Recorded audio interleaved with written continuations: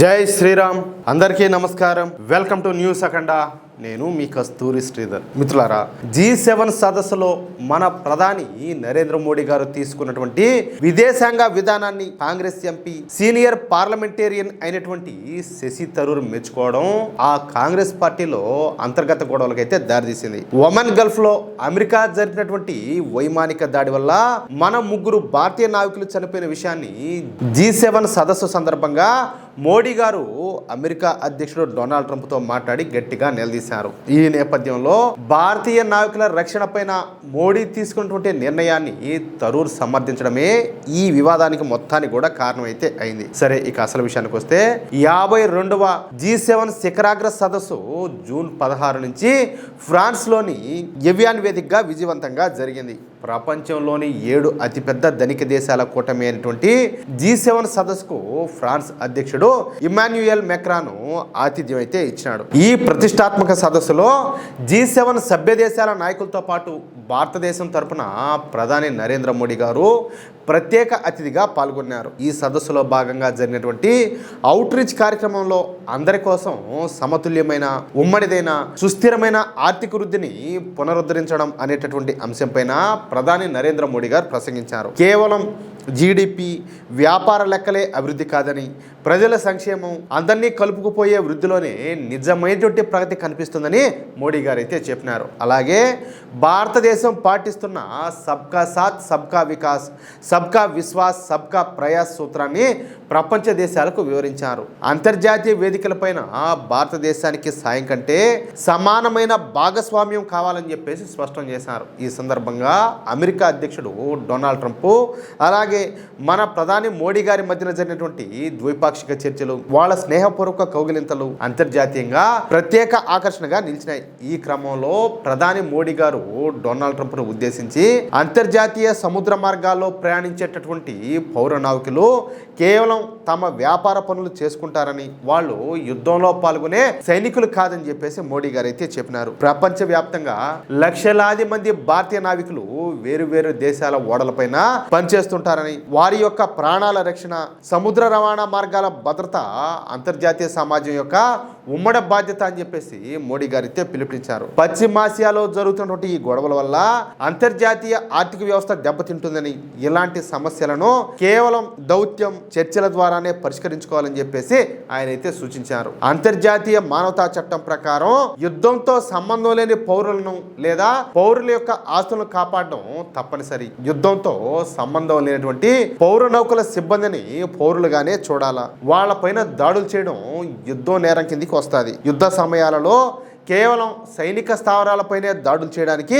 అనుమతి అనేది ఉంటుంది. పౌర రవాణా నౌకలు సైనిక అవసరాలకు వాడుతూ ఉన్నట్టు స్పష్టమైనటువంటి ఆధారాలు ఉంటే తప్ప వాటిని టార్గెట్ అయితే చేయకూడదు. ఈ నియమాల ప్రకారం తటస్థ దేశాలకు చెందినటువంటి వ్యాపార ఓడలపైన దాడులు చేయడం పూర్తిగా నిషేధం. ఒకవేళ పొరపాటున లేదా అనుమానంతో పౌర ఓడలను ఆపినా వాటిలోని సిబ్బంది ప్రాణాలకు పూర్తిగా రక్షణ అయితే కల్పించాల్సినటువంటి బాధ్యత సదరు సైనిక దళాలపైన ఉంటుందని మన ప్రధాని మోడీ గారు ఖచ్చితంగా చెప్పినారు. ఒక రకంగా పరోక్షంగా అమెరికాకు వార్నింగ్ అయితే ఇచ్చినట్లయింది. దీంతో G7 సదస్సులో భాగంగా మోడీ ట్రంప్ చర్చల సందర్భంగా యుద్ధ సమయాల్లో పౌర ఓడలు లేదా ఈ నావికులను టార్గెట్ చేయకూడదనేటటువంటి భారతదేశ స్పష్టమైన వైఖరిని మోడీ గారు బలంగా వినిపించారని శశి థరూర్ అయితే చెప్పినారు. దాంట్లో తప్పే ఉన్నదే కదా చెప్పారు. దేశ విదేశాంగ విధానం పార్టీ రాజకీయాలకు అతీతంగా ఉండాలని ఆయన అయితే అభిప్రాయపడ్డారు. మోడీ గారు తీసుకున్న ఈ చొరవను థరూర్ బహిరంగంగా మెచ్చుకోవడంతో కాంగ్రెస్ పెద్దలంతా కూడా ఒక్కసారిగా షాక్ అయిపోయినారు. అయినప్పటికీ యుద్ధ సమయాల్లో వ్యాపార నౌకలపైన ఉండేటటువంటి పౌర నావికులు ఎట్టి పరిస్థితుల్లో కూడా సైనిక లక్ష్యాలు అయితే కాకూడదు, వాళ్ళు సైనికులు కారు అనేటటువంటి సందేశాన్ని మోడీ బలంగా పంపారు అని శశి థరూర్ అయితే సమర్థించారు.